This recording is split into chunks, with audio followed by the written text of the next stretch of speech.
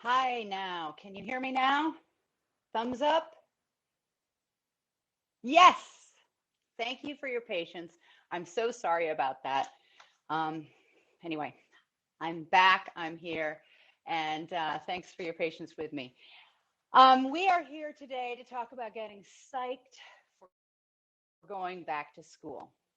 And I wonder if some of your kids are even back in school. I was just talking to a friend in Indiana whose whose kids have already gone back to school, and so it's the summer's coming to an end here, and it's an unusual year to be returning back to school. So we're going to talk about strategies to make everyone happy, sane, enjoying the experience, what we can take with us from the at-home learning, what we liked about being home together, and what we can change. So my name is Tina Kinard, and I am a parent coach. I'm a certified parent coach with graduate certification in parent coaching from Parent Coaching Institute, Parent Coaching International, and I have an undergraduate degree in sociology from Princeton University. My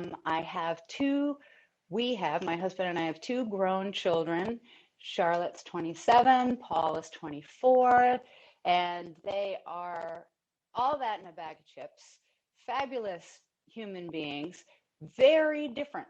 And I have been through a lot of different parenting challenges, and I bring that experience helps inform my work as a parent coach. I love talking to parents, and I'm excited to be here with you tonight. So what we're going to do is we're going to talk for about 30 minutes. I'll stop talking at the 30-minute mark because I'm really curious to see the parents who are on, what ages your kids are and what your challenges are, what your concerns are about going back to school. So I think we can learn a lot from each other in the question and answer part of the second half of this presentation. So after I open it up, we'll open it up for questions. You can feel free to type a question in the chat box, or you can also, which hopefully I will be able to read. If not, I know I'll get some help. And then, or you can unmute yourself and just ask the question. And I'm really looking forward to that. And then I will tell you how you can reach out to me on the app, and we will go from there. So back to school. I really, in describing this, putting together this presentation tonight, I really wanted to stay very positive when I was working on describing how we can approach this. And that's why I called it Getting Psyched for School, for going back to school, for our kids and also for parents. The first thing that I want to stress is that I think it's really, really important that you be kind to yourself during this time. You're not a bad parent if you don't make every aspect of returning to school meaningful for your kids. You're not a bad parent if you don't make every aspect of returning to school, perfectly strategized, and, if you don't cover all the bases. So I would like to approach this conversation from a little bit of a perspective. I was inspired by a podcast that I recently listened to. It's called the Lazy Genius Podcast. It's inspired by it's hosted by the woman who wrote The Lazy Genius Way, that I think is a little bit for a terrific resource for parents who tend to be perfectionists. Also, though, I think it's also helpful for parents who sometimes treat all of their kids kind of the same way. Maybe you have a bunch of kids and but it's nice to sort of see what matters to you, what matters most to you, what matters most to your children. It's an extension of living systems theory, which states what we focus on grows. So with that, so for parents and for kids, we can focus on looking forward to what we can control with regard to going back to school, because there are a lot of things that are unknown. And there can be some anxieties that develop because of that. So communication is really key. Communicating with yourself and communicating with your family. So we're going to break that down a little bit here. I think it would be really great, first of all, if you check in with yourself. But then we're going to go into checking in with each child. So what can you do first? Let's see. I'm jumping around just a little bit here. Let's say that you start with a list. Let's be practical. Practical advice for going back to school. This is assuming your kids haven't started school yet. And this is also assuming that, or that they've just started back to school and you're still kind of, working things out. And so I think that it's best if you start with a list of all the things that are on your plate right now. And what does that list look like to you? It may be different for you if you have younger kids or if you have older kids, but frankly, so I have a son who just started graduate school, and he medical school, and he needed all of these vaccines and all of this medical stuff, and he asked for my help because even though he's 24, he really didn't know how to navigate everything himself. So even our older kids need us too. And I love talking to parents of kids of all ages, 2 to 20. Well, I say 22 in my profile, but I'm happy to talk to parents with any age kids about how to help support them, and make them feel good about this transition. It's okay. What I said to my son is, it's okay. We can, you've got this. You know how to handle this. Let's just break it down into little pieces. And I'd ask him, do you want to know what I think about this? Do you want my help?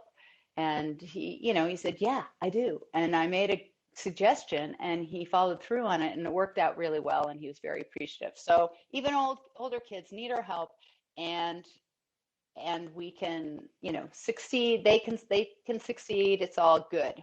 So let's make a list. So the first thing you do is you make a list of what needs to get done. Do a brain dump. So if your kids haven't started school yet, this looks like different things to different people. This might include for you based on what's important to you and why it's important to you. This could be haircuts for your kids, okay? And you have to decide, why is this important to me? Really, is this super important to me, or can this wait? Because so you want to do this on a list for yourself. Put yourself in a nice spot, maybe outside in a chair on the patio, pad of paper, cup of coffee, and you start writing everything. Brain dump, brain dump, brain dump. Then you could be school supplies, okay? Getting haircuts, like I said, shopping for clothes or seeing what fits and what doesn't, organizing bedrooms, right? If they've all been doing their work from home for the most part, so maybe we want to freshen that up. And we ask them, how do you feel about this? Do you want to freshen things up? Maybe you're the type of person who you're going to be really busy. You want to stock the freezer with some meals, or you want to do some cooking ahead of time, or you feel that this is a nice connection with your kids ahead of time, is to cook with them and put that away. So I'm throwing out these things. These are not things that I feel that you should be thinking about. Okay. I'm not a fan of I should do this. I need to do this. I want you to put in the word want to do this. Okay. Now, some of these things have to be done. I get it. But then if you start considering the word want in there, do I want to make these meals? Do I want to do some cooking with my kids ahead of time? See how that makes you feel. Actually, that's really kind of important. I think I'm going to put off the haircuts until next week, and then I'm going to do this with meals and spend a little time with my kids that way. So find out what's important to you. And then start getting together with the kids. So you've got this list, and this is the list of really must get done. I want us to get all of these things done before school starts. So you check in with each child and have a family meeting and let every child share about how they're feeling around going back to school. First of all, before you get into anything about what needs to be done, what we need to do, when we're going to do it, let's just say, hey, this is coming up. How does everyone feel about this? Let's go around the table. Let's just talk about this if you're at a table, or if you're in the car, or if you're sitting outside. Let's just talk about this and talk about how you're feeling. It's really important to make sure that you're modeling good emotional vocabulary for your children, that you talk about your feelings, how you're feeling about school starting again and your possible concerns about it, but also what you're feeling excited about for your kids. For, one thing could be, I am so looking forward to missing you guys. I'm looking forward to getting together at dinner time and finding out what's new and how you're feeling about it. Okay, so you have a family meeting. And so after the kids, share how they're feeling about it, and it's really important too that when our kids are describing how they're feeling, that that we don't need to dismiss any feelings. All right. So if they're like, I don't think anyone's going to like me, back at school, I'm not used to that. I don't know these kids. I don't think anyone's going to like me. You don't have to say, oh, that's ridiculous. Of course they're going to like you. You're so wonderful. I mean, you can definitely add you are wonderful, but you can also just go, oh man, that's a heavy feeling. That must be something that's kind of big to carry around. I can see you're a bit worried about that. Um, you know, and I think you're wonderful. You can always add that, but we don't need to dismiss what's going on. Okay, and then so let's stick with this for a little bit because I'd love to talk about building an emotional vocabulary, because in big transitions like this, especially during a pandemic, and we are still in a pandemic, it's really important to talk about how we're feeling about things. It can't be underestimated, the power of naming it to tame it. You have to name it, you have to say how you're feeling to get past, so that you can start making some progress on how to help yourself and how to fix things. So one of the things that I love to do and that a lot of my clients really find helpful is a game called the Rose, Thorn, and Bud. So I've added this Bud part of this game recently because it's meaning something to look forward to. So some people do like the highs and lows of your day. This is a similar kind of thing. It's called the Rose, Thorn, and Bud. So again, end of day type of thing. It doesn't have to be at the dinner table. It doesn't have to be every night, but it's a really wonderful thing to get in the habit of doing. And it's really great when your kids start asking to do this, like, hey, let's do the Rose and Thorn. And you're driving home maybe from, a soccer game or something. Everyone's in the car and, you just, I don't know, whatever. So you're driving home. Somebody says, let's do the Rose and Thorn. Yay, who wants to start? And it's a great exercise in practicing listening to each other. It's a great practice in using emotional vocabulary, and I'll show you what I mean. So so Julie, what was the rose of your day? My rose today is that I scored twice in my soccer game. Wow. So everyone's saying, that's fantastic, Julie. And then a parent can say, and how did that make you feel? And then she can go, I felt so free and I felt like really light and really, really happy. Wow, that sounds wonderful. What was the thorn of your day? Which was one of the things that wasn't so great. Yeah, but I broke my shoelace on my cleat, and then I had to sit out part of the game because somebody had to lend me a shoelace, and that was really a bummer. And so I'm going to try to keep some more shoelaces in my bag next time. How did that make you feel? It was about, I felt kind of silly that I didn't have an extra shoelace, but it's okay. What's the bud of your day? What's the bud happening for you right now? What are you looking forward to? Well, tomorrow we're going to have a visitor in school and in our science class, and it's a scientist, and he's going to show us some really cool stuff with chemicals. That sounds really, really interesting. What do you like about that? I think science is really neat. So anyway, my point is, there you go. You can take your turns, talk about how you feel. This is a great strategy game to play, to start now before school starts. So you get into that habit of it.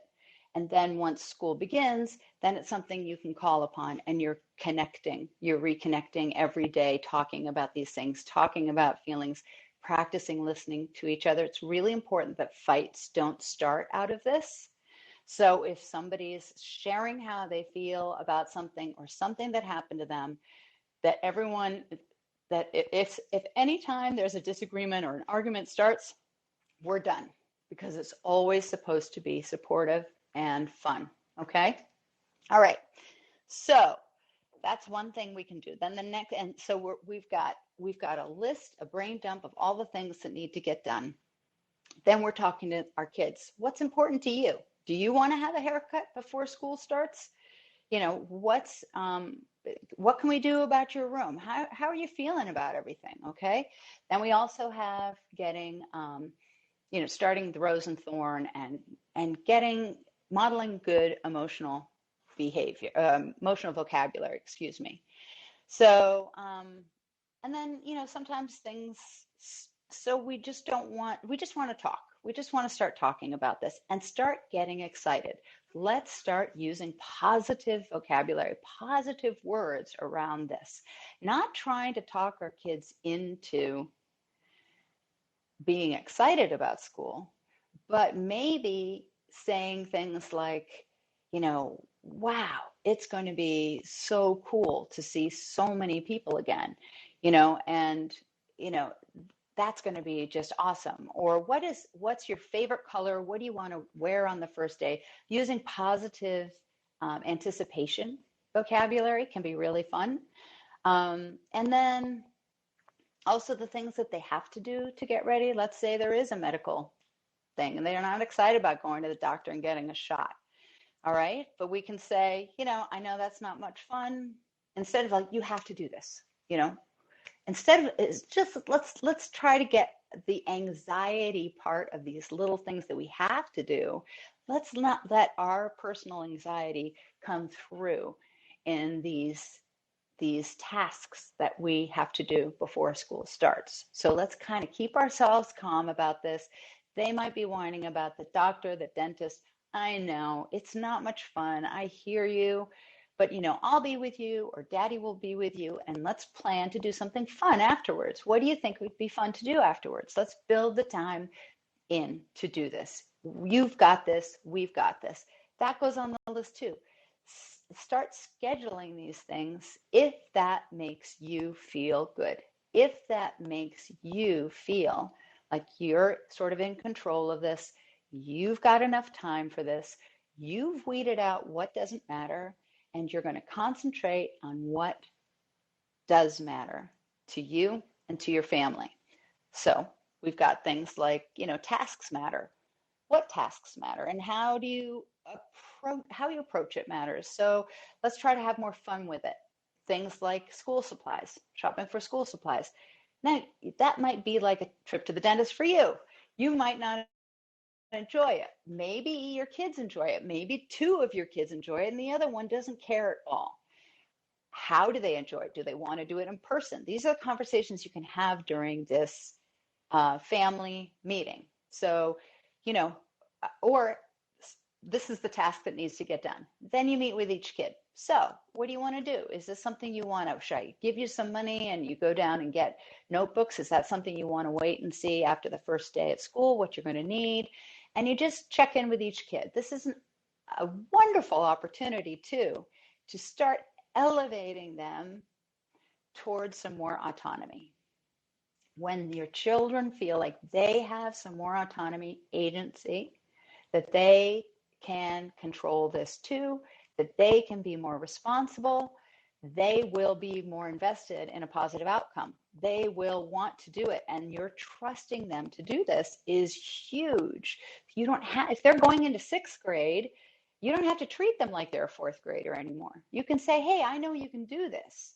How do you want to do it?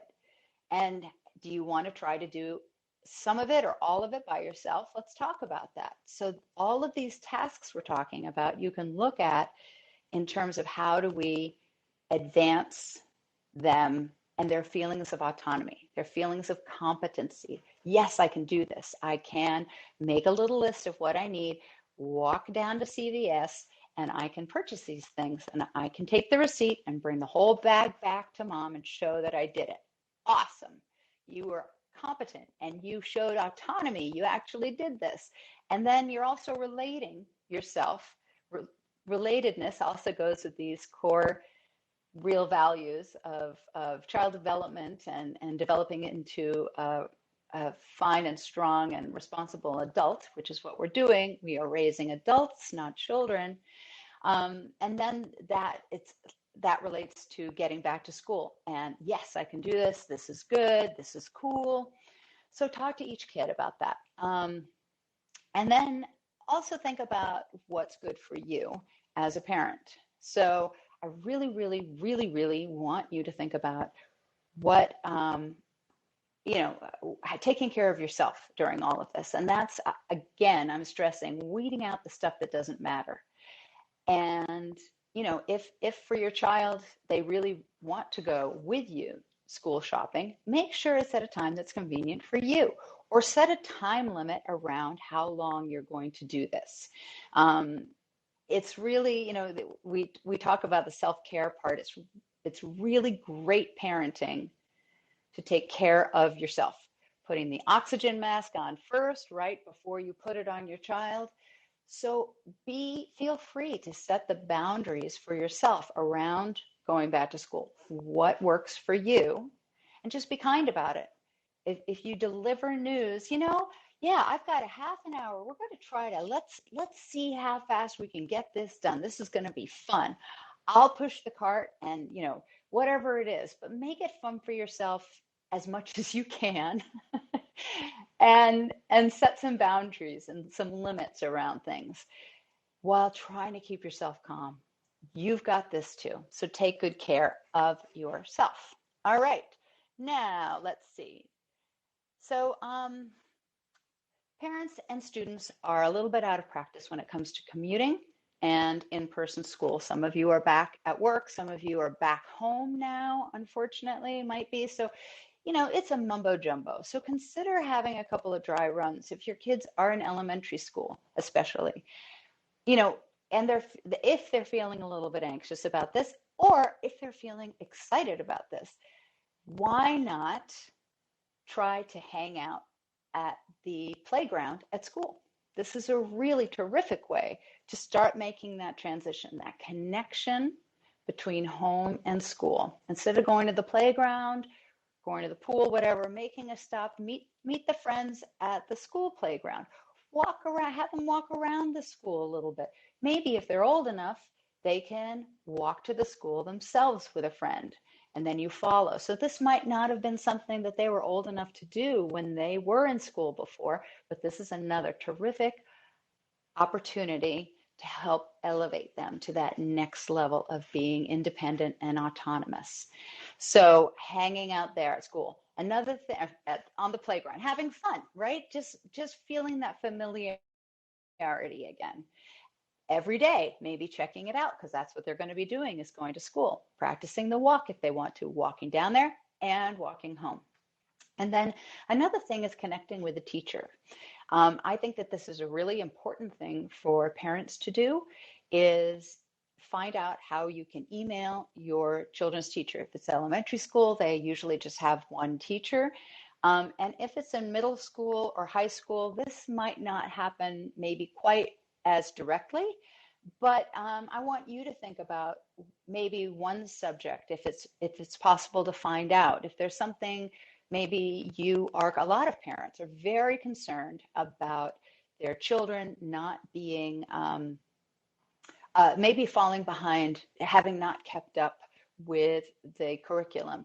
But I want to tell you that most parents are worried about this, and all kids are in the same boat who are coming, for the most part, who are coming back to school. But what will make you feel better as a parent?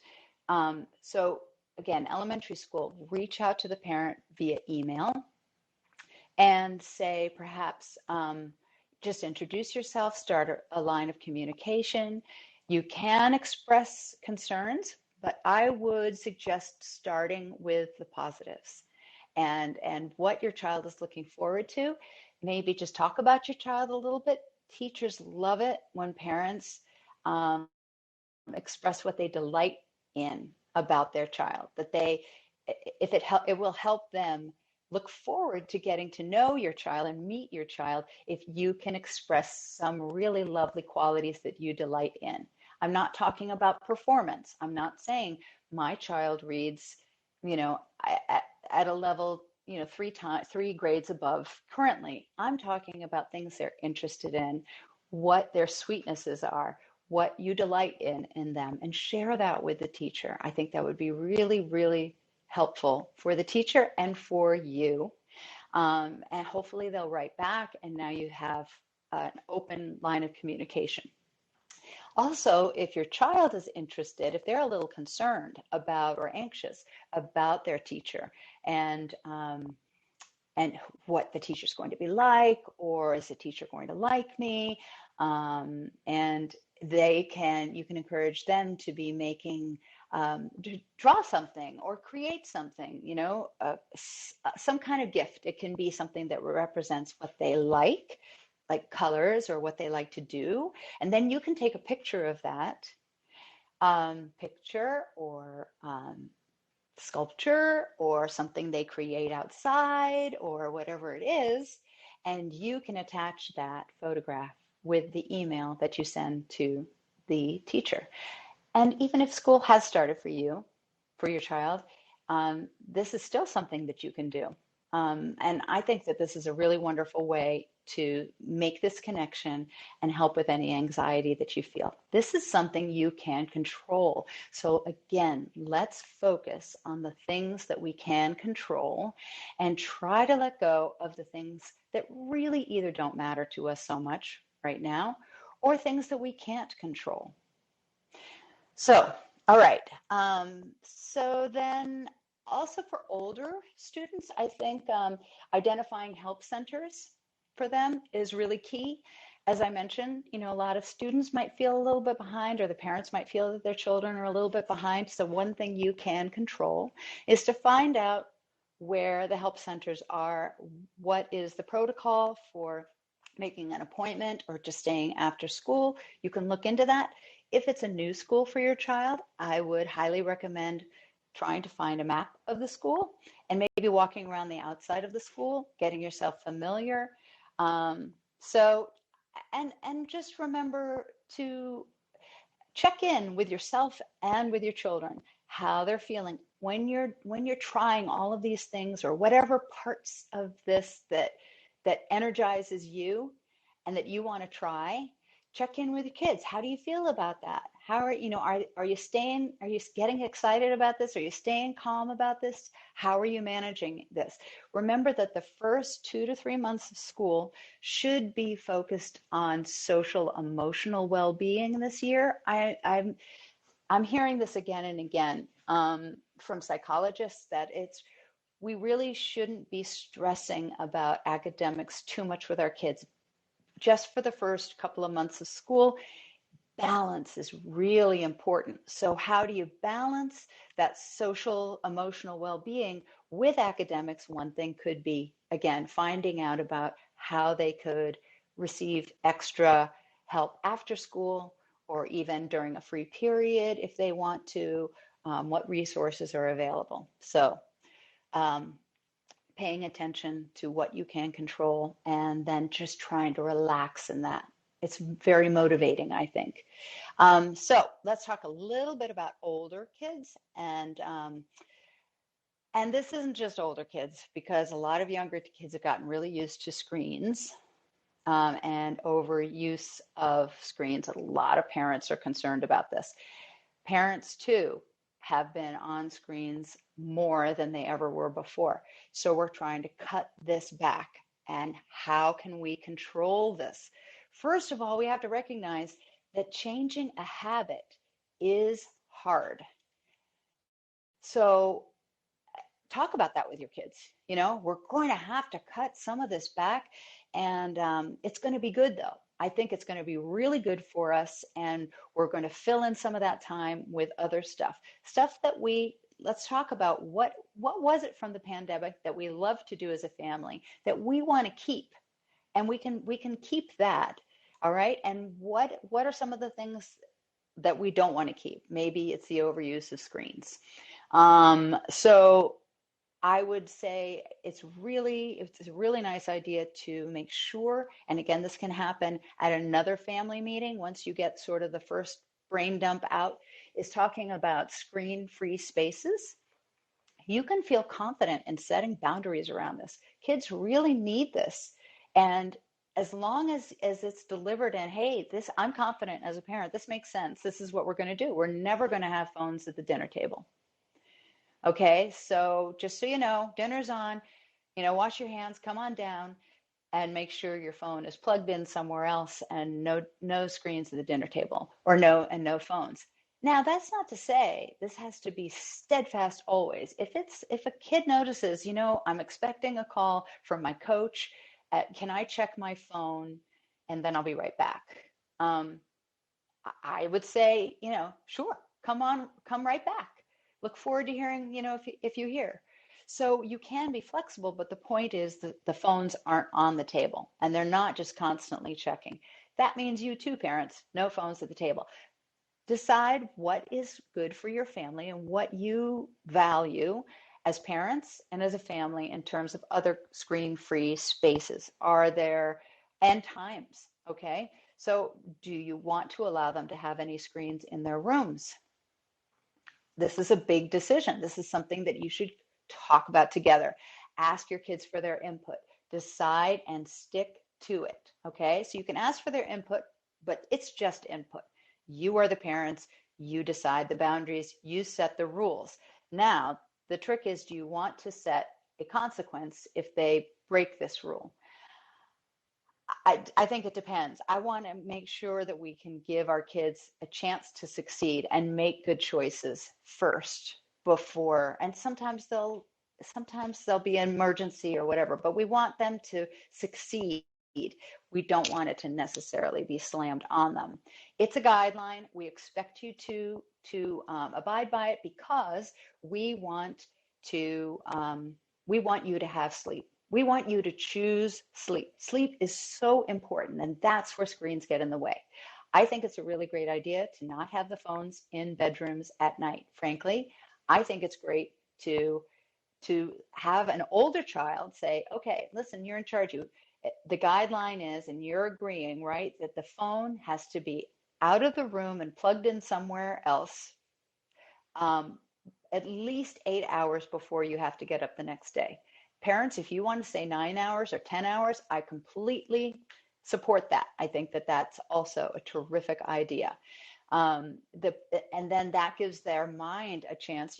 We can bring in the brain science if you want to. Just make an appointment with me. I love talking about screen time and screen use and how to set boundaries around that. And we can make action steps towards that. But I'm throwing it out there that these kids need sleep. There are so many consequences if they don't get sleep. But besides academic performance, they won't feel very good. Their mood won't be good. It's really important. So set a good strong boundary around screen use at night. And then no screens at the breakfast when they're eating breakfast. If they want to wake up and look a little bit, that's typical for older kids. But then, off. And you really, parents, we have to model this behavior too. We have to be careful and set a good example around that. So at least phones turned off at least 8 hours before they have to wake up for teenagers. I would love to say 10 hours before they wake up. And then we can take this opportunity to allow them to make good decisions and praise them when they choose well, and ask them if they want help. Hey, let me know if you need help, turning off your phone. Some kids who are on that good track towards being responsible will sometimes say, Mom, can you just come in and take my phone, before you go to sleep, because I'm just having a really hard time with this. Good choice. That's great. I'll be happy to help you with that. Okay. And then let's see. So I want to sort of finish with just reminding you again, parents, to recognize your own stress and anxiety right now, and model handling that in front of your child. So name some of the things that that you do to help yourself when you're stressed. And then also, and you can say, I was just feeling really stressed today, and I just decided I really want to go for a walk. You want to come with me? I'd love your company. So handle that, and then be kind to yourself around this. It's a process. It's a transition. You can handle this, and I'm going to finish by. Before I tell you I'm going to finish with a really important statement, which is please get vaccinated. If you haven't gotten the vaccine for COVID, please get vaccinated. Even if you think you have a strong immune system, there's someone in my community just last week who had decided not to get vaccinated for that reason. He said, I haven't gotten it yet. I have a really strong immune system. And unfortunately, he's not alive this week. And I feel so sad about it because it was really unnecessary. And I really urge everyone, this is my opinion, but it is a public health issue for everyone. So please get vaccinated and allow your children, if they're eligible, to get vaccinated, and have a great school year. So I'm going to open up now for questions. Please unmute yourself if you'd like to ask a question. I don't see any questions yet in the box, but maybe Hadar does. So is there anybody who'd like to ask anything?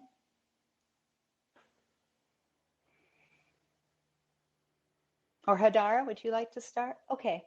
Laura asked a question. What's a good method to encourage kids to go to school when they don't want to get up in the morning? Okay, that's a great question, Laura. And I'd love to know how old your kids are, what age we're talking about, so you can put that in the chat. But I will start by saying that I think it's really great to talk the night before. I can't emphasize enough the real effectiveness of having coaching sessions with your kids when we're not right in the moment of having to handle a certain challenge, right? So if you think that this is going to be a challenge, or this has been a challenge, then we talk about it the night before. So hey, let's talk about this. Tomorrow you're going to school, all right? You're setting this boundary, and preteen son is really anxious about. Wait, this is a different Laura. I'm sorry. Okay, so with the first one, let's talk about it the night before and set the boundary. Let's talk about what you like about going to school. Let's talk about giving this a whirl and going, and unpacking it beforehand. So talk about it the day before. If it happens, he wakes up that morning and he says, I don't want to go to school today. It's dumb, blah, blah, blah. Instead of getting mad right out of the bat, I would ground myself. Okay, no feeling is permanent here. I've got this. I can handle this. And you say, wow, you're really not feeling it this morning, huh? as you start to go over and gently, you give him a little rub or a hug and you pull back the covers while you're sympathizing with him. I know there were times when I was in high school or middle school and I just was like, oh, this is too much. I just want to stay in bed. Wouldn't that be fun? And you've got the covers back and you're sort of pulling him up. So, but school, you never know what's going to happen at school. You can practice flexible thinking, right? Just think of a day that you went to school and something great happened. Well, it might even happen bigger and better today. So what do you want for breakfast? Then offer choices. Get them out of their little reptilian brain, their amygdala. They're hooked into, I don't want to go to school. Let's start with breakfast, So what is it? I've got some waffles that I can make, or I'm making scrambled eggs for your sister. So does that sound good? Do you want cheese, American, or whatever? And then, you're sort of pushing them up and out, and they're seeing, oh, she's serious. I'm going to school. And that's what I would do. And then I would talk about it after school and say, so this morning you weren't feeling it. So how do you feel about that now? How was school? And what do you think you can help yourself, how you can help yourself feel better in the morning about that? I hope that answers your question. All right, Laura Joseph says, you have a preteen son who's really anxious about being rejected by girls since he had episodes this summer. So he had episodes of being rejected by girls this summer, I take it. I think that's what you're asking. And the thing, yes, that's so hard. Girls can be so mean. Boys can be mean too, but I feel for a young guy.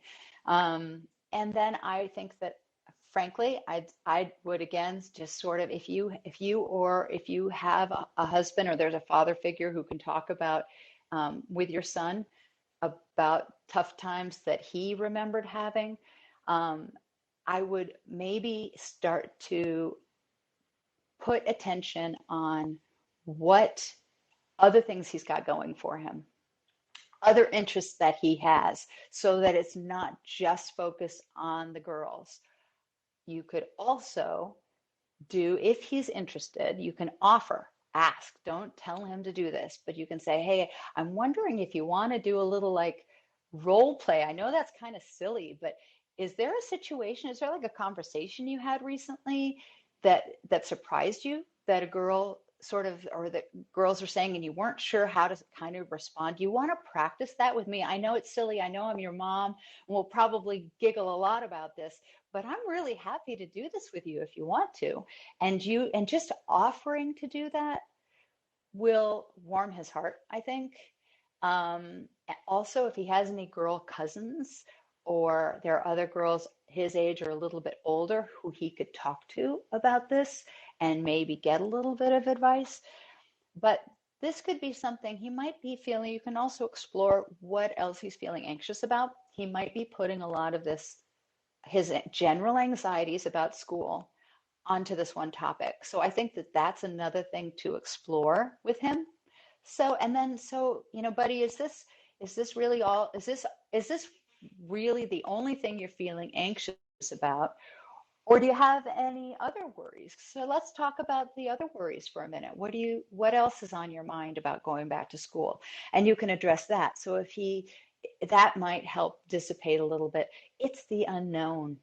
And all you can say is, it's unknown. You don't know. You got to practice. You got to play to win, basically, is one way of approaching it. Please let me know if there's another part to your question. If I'm not giving, I'm happy to talk more about this. How do we catch that our kids have low self-esteem? I think that there is, this was, so this, I think that this is important to sorry, I'm just reading here, so I'm a little distracted. Low self-esteem, you know what? I think that making sure that your kids feel, again, these core beliefs, these core things, feel competent in different areas. It can be anything from the way they're good at cooking scrambled eggs to they're a really great you know, forward in basketball to they they tinker around on the piano or they get over things really quickly. Find things that are different about your child than you that you admire and tell them. Tell your child, wow, when I was your age, I was not nearly as focused as you are. I mean, I'm amazed how hard you work when you go out and you run around and you're timing yourself. I was never like that. Find differences between you and your child.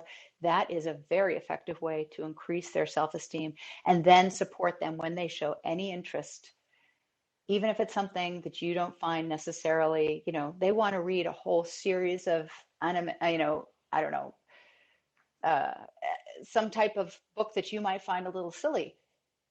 They want to do it, let's support it, and then ask them about it. What do you like about it? For them to be able to express what they feel, it helps them see themselves. They have to figure out, what is it that I like? What is it that's, and that sets them apart. The self-esteem really is the self part's very important. So I hope that helps. Jenny said, my 7-year-old daughter says she doesn't want to start piano lessons again after taking the summer off. She complains every day about practice, and it's a bone of contention. So I think that I wonder if there is something else. If music, I think it's important for parents to know, what is my parent identity? What is important to us as a family? If music's very important to your family and the fact that she plays an instrument is very important to you, then I would have a conversation with her about that and say, this is very important to us. This is very important. We all love music and we want you to love music, but it doesn't matter how you approach that love of music. So if there's another instrument that you're interested in trying, I'm happy to support you in that. Okay. That's one way to approach it. And then the other way to approach it is, if she had been enjoying it before, then I would say, what about we just try it for the first semester or whatever, depending on how the teacher allows you to pay, right? And make a commitment. Can you commit until the new year, and see if you enjoy playing? And then don't bug her about practicing, please, because you can thank her in advance for practicing. You can say, hey, thanks in advance for setting your timer and getting some time to practice. But back off, and please don't criticize when she's practicing, but see if she can make that commitment. And then say, and then in January, let's see, how are you feeling? Are you enjoying it the way you used to, or do you want to try something else? So hopefully that would be helpful. The other thing too, I think another way to approach it is just to ask her to sit down for 15 minutes and play a piece that she used to enjoy playing. And don't be anywhere around, maybe even or outside, doing something outside, so that she has the privacy to make mistakes, so that she can have the privacy to decide whether she enjoys it or not. I know 7 is young. So I've seen enough with parents pushing their kids to play instruments to know that can be very challenging. If you push it too much, you can ask them to make a commitment to try again. And if you have any personal experience, like, I took a break and then I was really, really, really wish that I'd gotten back to piano because I love to sing, and I realized that would have been a really great thing to do. Or if there's a different teacher, if she wants to try a different teacher, she didn't like her teacher before. So again, you're the expert on the situation. You certainly give me, you can make an appointment with me. We could definitely talk. We could easily find a lot to talk around this, and I could help you sort of make some action steps, some approaches to how to approach this with your daughter. Okay, is there anybody else who has a question today?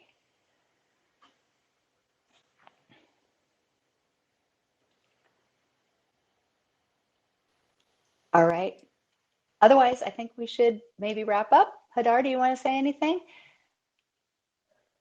So you can find me on ParentGood. I on my profile. I love working with parents of. I only work with parents. I don't work with children.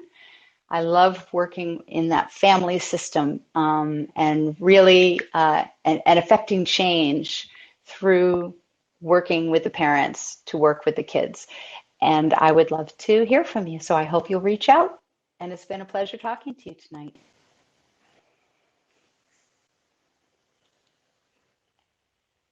You're very welcome. Shall I end tonight, or are we I think we're pretty good.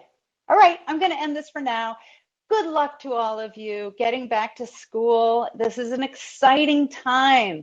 Take it easy on yourself. Focus on the positive. Focus on what's important. Focus on what you can control and delight in your children. Okay? This is your job, is to help your children feel seen, safe, secure, and soothed when they need it. I was reminded recently of a wonderful image for parents. I'm going to leave you with this tonight, which is parents should really be like the sides of a swimming pool, and our kids are swimming in the swimming pool, and they come to us when they need a little rest, they need a little support. Then once they start feeling better, then they push off, and we encourage them to push off. And this is what they're doing now going back to school. So please let your children be happy and healthy, and I wish the same for you. Have a good night and have a good fall semester. Take care. Bye-bye.